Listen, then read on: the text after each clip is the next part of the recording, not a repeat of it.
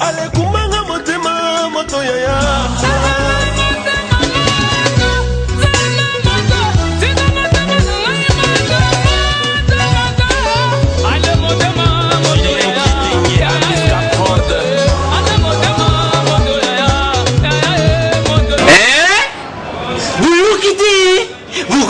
Kaka Kinshasa Nabiso Kin et l'équipe partout. KNB Kinshasa Nabiso Kin et l'équipe partout. Kinshasa et l'équipe partout. Mikuru Nezabino pardon. Jima Sala Yolo Ratarate. Et on a bien yo. Ah Jima Mokende. Où est là? Bana Kin. Kebana Jago Zapé Zapé. So Koutenango KNB Téléma. KNB Téléma qui chasse l'équipe partout. Jimmy Kendi. Oumela. KNB ko zapé te so Koutenango check au Vandi.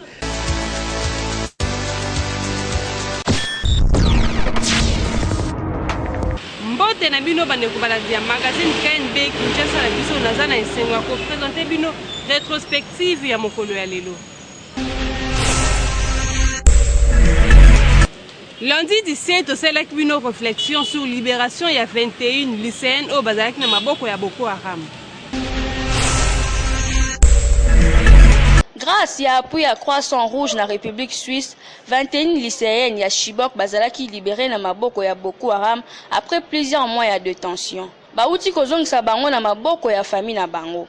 Il faut que tangu ba enlevaki bango bazalaki au nombre il y a 278 mais certaines d'entre elles malheureusement basulistra qui déjà na acte ya ba terrorisme à travers ba attentat suicide.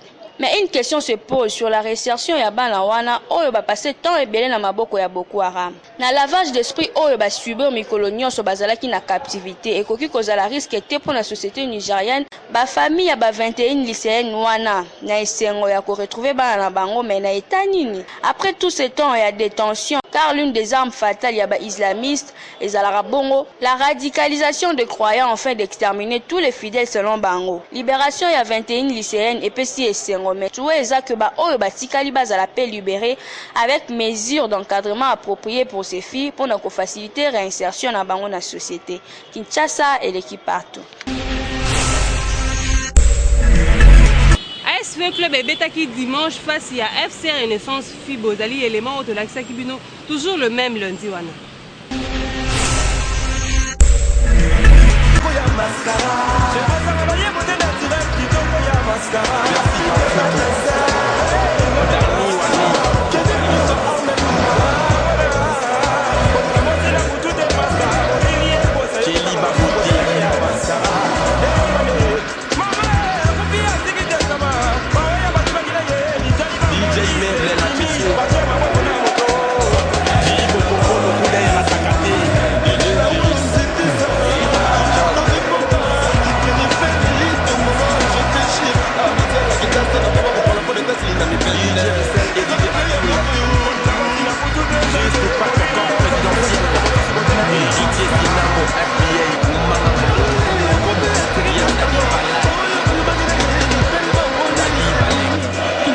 Partout, dans la 4e stade de Martyr, pas eu pour assister à la rencontre de poser FC Renaissance Fibona ASV Club. Et dans la 4e journée, il y a Ligue nationale division 1. Donc, Renaissance est la première en tête avec 3 sorties, 3 victoires. Dans la 9 points sur 9 avec score la différence 7 pour 7. Dans la 9 points sur 9 avec goal différence plus 7. Et ASV Club dans la 3 victoires. En 3 sorties, goal différence plus 6. Donc, les Londais basali que ouais la première place pour le magazine a quand même déjà la 4e stade de Martyr pour assister à la rencontre voilà mais déjà il nous représente dans Mbanda autant la ambiance oh ils ont remis la 4e stade de Martyr pour la match et puis se retrouver tout juste après kezalaki nango bijou kezalaki nzanza yango yo tobaki toye opération za 3 points vite abiki sisoko abiki siye mais nazoyebisa mutu alobaka biloba loba wana ngana toza vendredi awa donc hier nakokate kingo atwanga za imanie namoni tous les deux équipes tobeta bango elo omo ezate on est tande babeti on est ba mike on est ba ba poto mike vite obanga na Renaissance obanga alors babeti elo omo tenga na kopesa bango premièrement félicitations parce que toza toujours dans la 4e journée avec club à joueur basé en physique. Tokobet un match retour et puis à venir. Il y a championnat européen, ça me son raison. Baloba Kitko, comme dans le terrain, toujours fibre la fibre champion. Je le très bien. Et un problème tactique entre la première avec club. Entraîneur avec club a repli moi. Avec avant-centre hier mon co. À tes 4 médiateurs, on a habité. Sera comme un match ni, toi comme une victoire. Renaissance avec avant-centre. Donc, on a un résultat, Renaissance a sali résultat. On va mettre la biberon. Bye bye, gars, qui va comprendre la banque. Ils sont ici. Nous ne recevons pas comme un fibo. Exactement, qui blague dans la foot. Tu vois qu'il y a Bissot dans un champion. Bissot dans un. Quand tu peux qu'il pas aller dans foot, on va la mouquer. Vite dans le bac, on met ça biberon. What biberon? 0-0 est un score sanctionné rencontre FC Renaissance avec club. Donc, c'est même que retenir que FC Renaissance a continué à garder place en tête du championnat de la zone ouest. À côté de 10 points, Baza Exekona avec club, mais FC Renaissance a plus la différence plus 7. Il y a un continué à la première. La prochaine rencontre est à vendredi dans Berin Club, l'équipe Kinshasa et l'équipe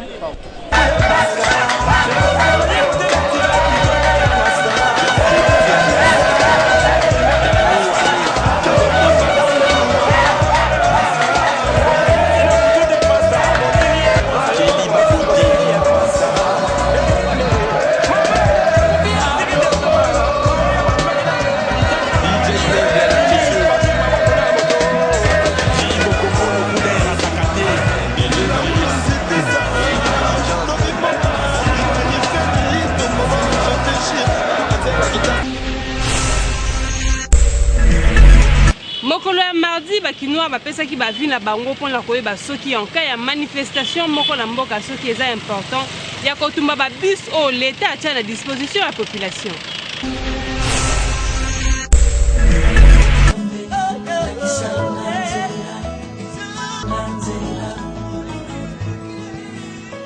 Na Kinshasa, tu remarques que lorsque il y a un moment de manifestation politique, le peuple a revendiqué le droit, au moment la population, la réaction est justement quand on retourne à bus.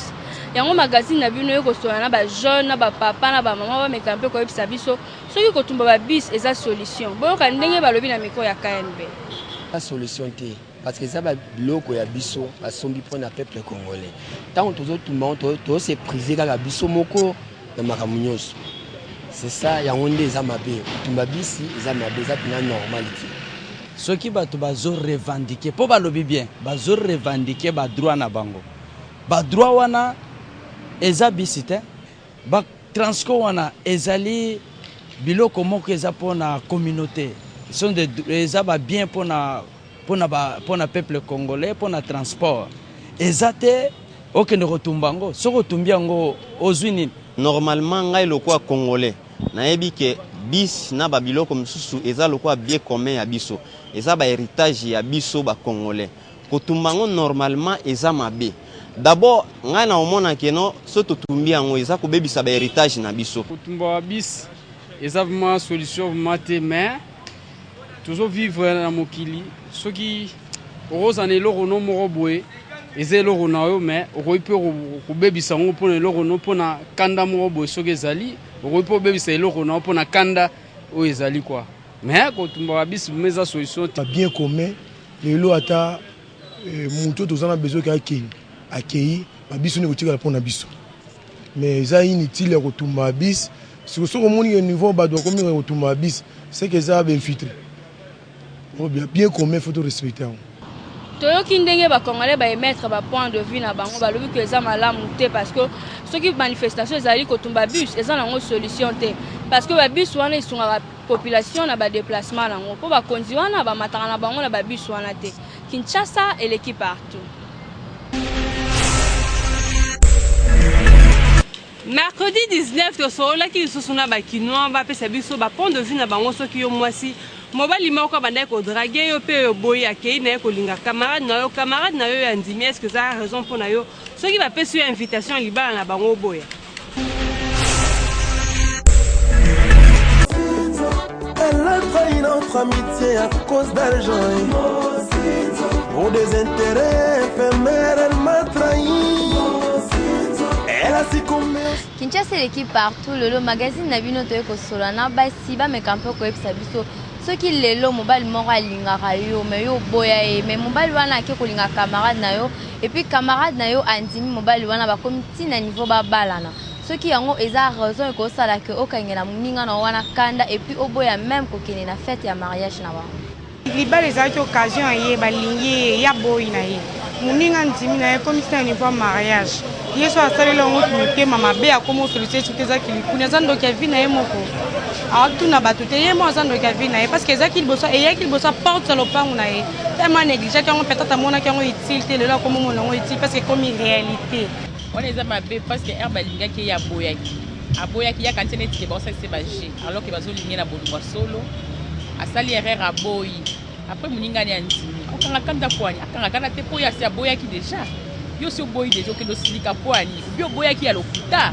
moninga sikoyo azwi déjà chance na ye wana ya libala aboya te akangeli kanda te akendeka koasiste azalaka gentil peut-être nzambe mpa kopambola ye akopambola mpe na mobali mosusu lokwa ya monaki mobali wana shwa na ye te moninga amoni aza shwa na ye alors asilika te azanika bien nanga eza ma raison te oyo nakokangela okanda parce que azalaki yanga nga namonaki ndenge wana pour le moment akei na ye na négligeaki ye moninga azwi en tout cas eza nango ozwa te oyo ya mabe oyo nakosala c'est parce que eza nini nga naboyi ye mais yo ozwi ye na ndenge wana yo omonaki na bakalite wana mpo na ngai pena en tout cas rando moko ya molongo eza nango wana te non nakokangela ekanda te eza boye donc ye ayaki alingaki moto ya liboso bien sûr ye aboyaki na ye moninga wana ye kondima ye na pasi na ye na bisengo na ye lelo nzambe asungi bango ekomi na niveau babalana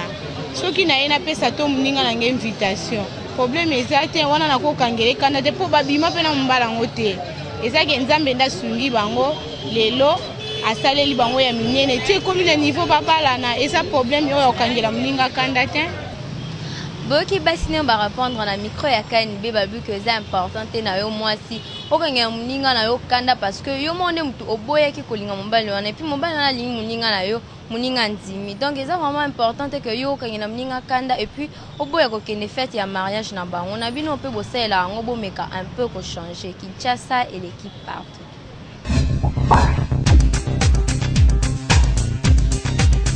Nulle part ailleurs que chez Trust, des véhicules d'occasion de haute qualité avec moins de kilomètres dans notre stock. Vous y trouverez toutes vos marques préférées. Toyota IST, Toyota Passo, Mazda Demio, Toyota Yaris, Prado, Nissan Skyline et tant d'autres. L'équipe technique ne laisse rien au hasard avec plus de 60 points de contrôle pour vous assurer une conduite avec des véhicules en très bon état. Visitez le site www.japanesevehicles.com, faites le choix de votre véhicule et contactez Force One Service situé sur Colonel Ebea, numéro 56, immeuble Boncoin, côte à côte de la Napi, à 1 minute de l'hôtel de ville de Kinshasa. Ou appelez le 081 99 64 301. Email info@forceoneservice.com.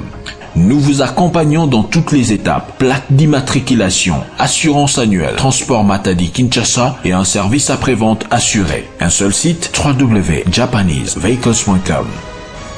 Force One, l'unique et le seul représentant de Trust en RDC. Membre ya rassemblement banosaki ville morte le 19 octobre ozali constat oyo tosalelaki bino mokolo ya jeudi.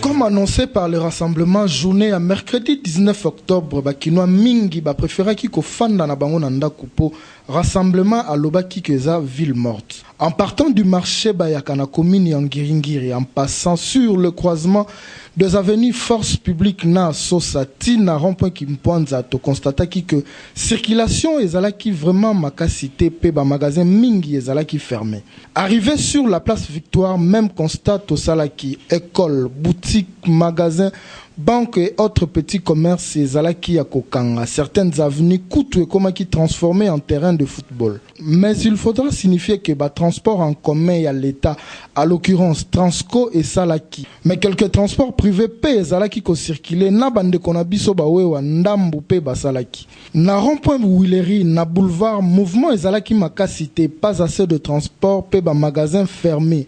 Na avenue du commerce même chose. À ce sujet, bakinoa mingi baboya ki koloba na micro na biso, mais quelques-uns bandima ki koloba boyo ka ndenge balobaki. Pour la répondre, ndeko na biso baki ko sala aventure na bango ya Kanchachi, lelo bo vanda na bandako, po bo sala symbole otobengi carton jaune. Lelo yo Union européenne amon appel lisusu que décision azuaki o ya koyebisa bana mboka ya Congo na ba politique nyonso que il faut les élections dans un délai consensuel. Il faut les élections dans un délai avec un dialogue inclusif, pas forcer davantage les sanctions à Bango. Le 19 ou le 20, il faut que les opposants, les soi-disant politiciens. On a posé makambo en tête. Tout ça, on a souci. Papa Tichi, Aza Papa Nabiso, puisque tout total est peut-être Aza patriage. Alors, ce qui a mon place, moi, pendant que les autres Simbata, moi, Yaka Swati, Yaka Tala place, c'est comme ça, Batamou Saramboka Bongo. Batan pour un beau que non, il faut qu'à ganga to bomba. Non, cette fois-ci, biso ba gêne, tolobi, non. Bakoki ba manipuler les sous biso te. Pour na biso ville morte, ezate, toke musala.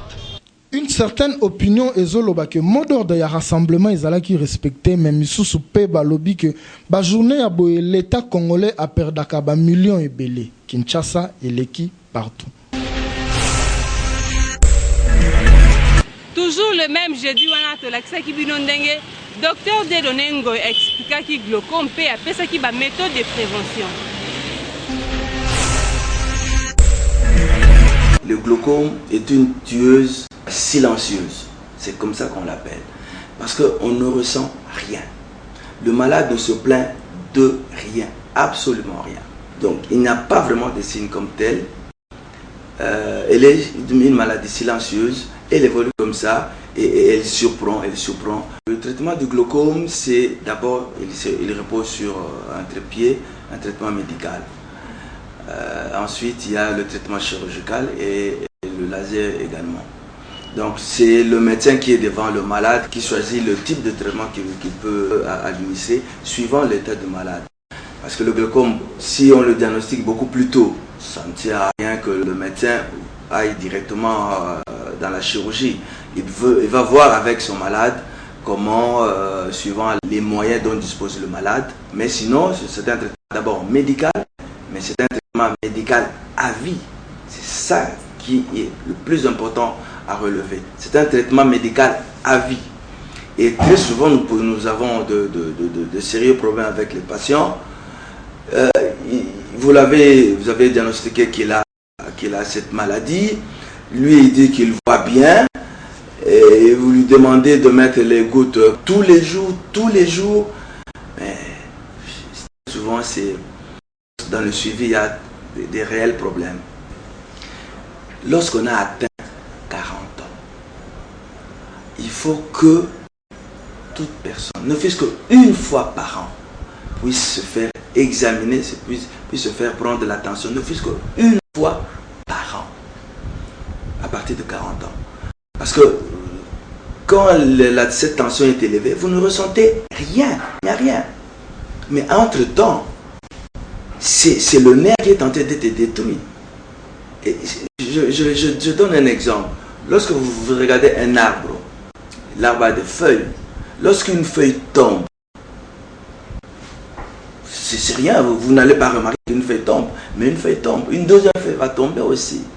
Et c'est comme ça que le nerf est détruit, petit à petit, petit à petit. Donc, il faudra, ne fût-ce qu'une fois par an, qu'on se fasse prendre l'attention de l'œil. Vendredi, Bakino a réagi sur condamnation de Jean-Pierre Bemba. Pour la CP, la décision a été. Bango a dit que Jean-Pierre Bemba a détenu par rapport à la situation politique. Donc, il a détenu politique. eza nango ba jugement ya bien te donc batika ye bavoka na ye fo balandela nano makambo dossier wana. Ah bon, soki CP amonaki déjà ke bafutaki avocat wana, en tout cas c'est exact hein? Wana en tout cas c'est exact puisque CP akokosa te fo bayebi justice. Alors donc du fait que bayebi justice ke bamonaki afutaki avocat, donc CPI faut condamner. Quand vous trompez par le témoignage, ça sera condamné encore 5 ans. Oui, si c'était réel, votre témoignage est clair, on ne condamnera jamais. Preuve les alliés, après ça, on a une fois cité mon tapé Simon. Juge d'un Azimbo. Juge d'un Azimbo ou pas à la corruption. C'est l'idée, c'est l'enquête, non? C'est ce que juge au juge que va corrompre, il faut monter corrompre. Ayeban, bon, on monte à juger, nan. Oui, à Pessinan. Décision na CP a joué, en tout cas, et puis si net ngabo et puis si ngabo mada passe na motema parce que à ça katak déjà makam. Bon, décision qu'on soit deuxième fois que non ba faut témoin ba uti wapi. Nga pona nga vraiment personnellement na moni CP a sala musala malamu. Asala musala mabe. Abongisa makambo pona bemba soki akondamné monde ba kino ba condamné 40 60 avant ni na prison soki pe ba ko bimise bazo salaka manœuvre na en tout cas pona nga vraiment CP a bongisa makambo na ye a classé makambo bemba bien pour bemba azana innocent na makambo bangi o biso tout ba congolais to yebi. DSMP Dora PFC Renaissance Fibo babeta qui vendredi ba supporters ba réagissa qui avant match des alliés éléments auto la ça qui bino mokolo samedi.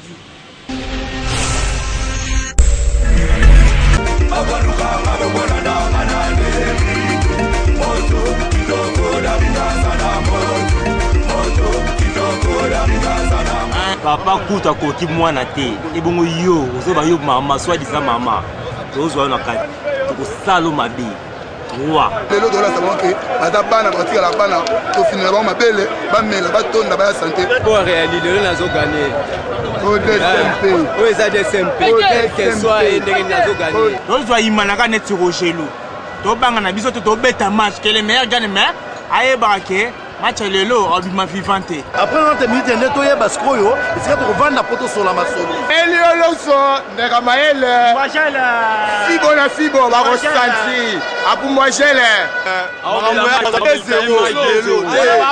oya boyo kaso imana matiti mabe boloba kitro to beta la terre papa ko gagite au soit disant maman toye to beteka de un kaka ya pamba muke azala te papa mpe monene azala te tolaisa mpena ke no fibo ya mwana biso toya baparent toya bapapa mwana otikala jamais kobeta papa na ye papa abandaki na mwana akoki mwana te amelise bibera apese cache couche papa akoki te mwana mobulu eleki azongisi na maboko ya mama melise libele ndenge olingi poni lelo naoloba mingi te 2 jours.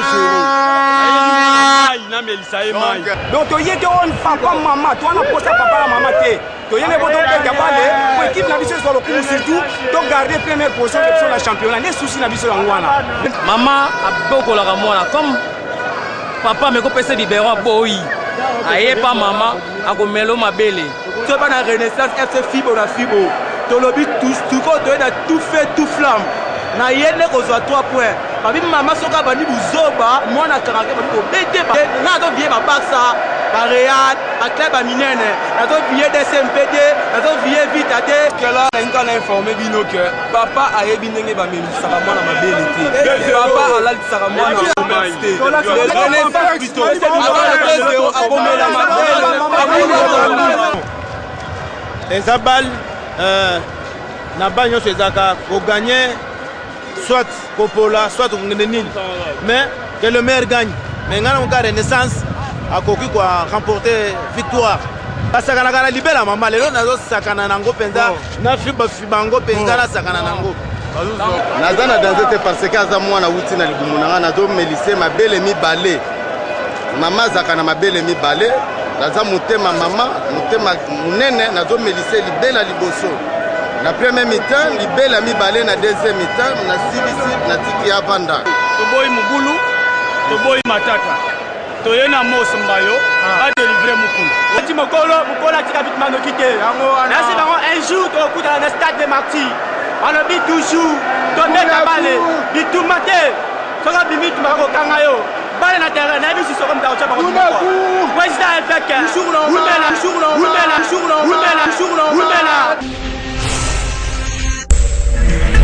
Toujours kaka la même rencontre wana magazine bino elakisaki bino ambiance o erenyaki na kati ya stade toujours le même samedi wana.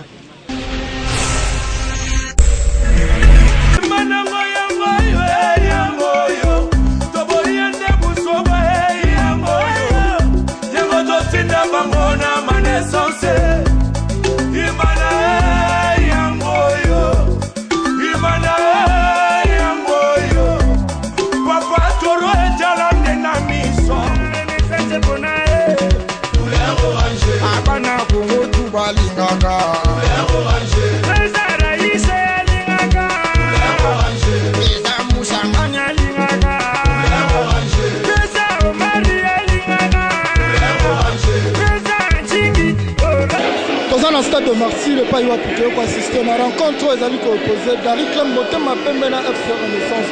Ils allaient rencontre il y a 5e journée. Ni Renaissance ni Dari Club Motema Pembe c'est pourquoi magazine n'a plus aucun actualité. Nous sommes dans la ville de Kinshasa. Nous sommes présents dans le stade de Marseille. Nous sommes ambiance, nous sommes dans le stade de Marseille. Quelques réactions. Je suis déçu.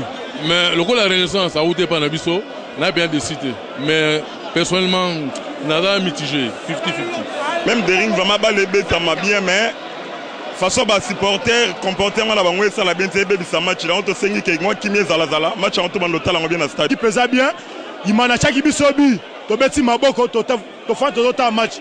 Biso to égaliser et comme il va jeter des pierres ma belé. Renaissance c'est Robert Rabale, aya rosa mobulu na stadeité. To zo déjà leçon de Pepefkin, to na ngwa to za bien indiqué.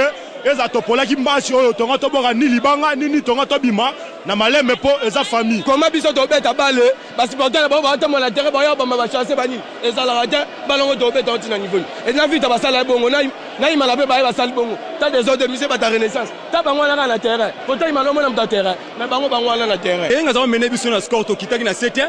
Quand tu égaliser ba comme l'agitation ti ba ko kita na 7 ko ke no compte na fesse na biso to ebito so ba linga no lukani. Ale na suka na yango tala mabulu ndenge bimi. Lobaki ke nanu tobeti te. Linafuta ngo yango na terrain 90 minutes. Batiaki biso bi. To sepeli tobeti maboko to yembi. Mais deuxième mitata ngo to chebi et comme que ba membre ya DCMP bakatisa kuna bakene kota Renaissance. Makambo ezalakate. Un but partout, Ezali score est sanctionné. Fin à rencontre entre Daring Club Motema Pembe et FC Renaissance. C'est vrai que Daring Men qui marque la première mi-temps et la Renaissance qui peut égaliser.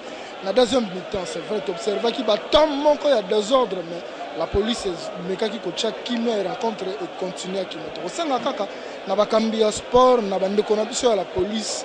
Gaz na stade pesaka toujours intention batuba kima yango nde pesaka ba désordre donc mbala sima bo meka ko chama ina vino ba méthode ko panzela bato bazobunda eza ebele. Bonne chance na l'équipe nyonso oyo ezobeta lina foot Kinshasa et l'équipe partout. Équipe d'Afrique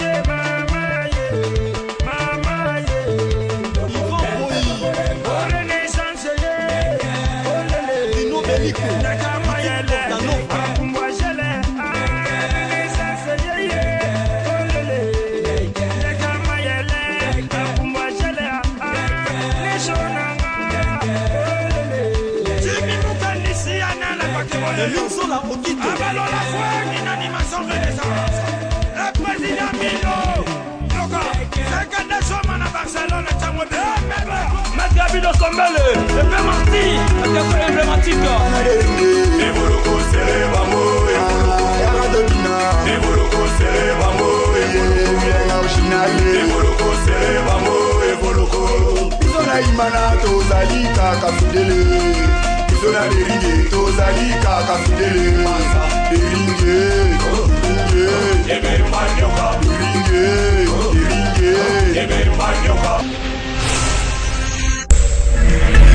Merci Merci bozalaki ebele ya kolanda magazine ya mokolo ya lelo ekomi na suka botikala toujours connecté branché scotché na magazine na bino oyo elobelaka bino réalité ya vie ya Kinshasa bokutana lundi avec Tania Mavambo toujours na bachaîne partenaire na biso Kinshasa et l'équipe partout.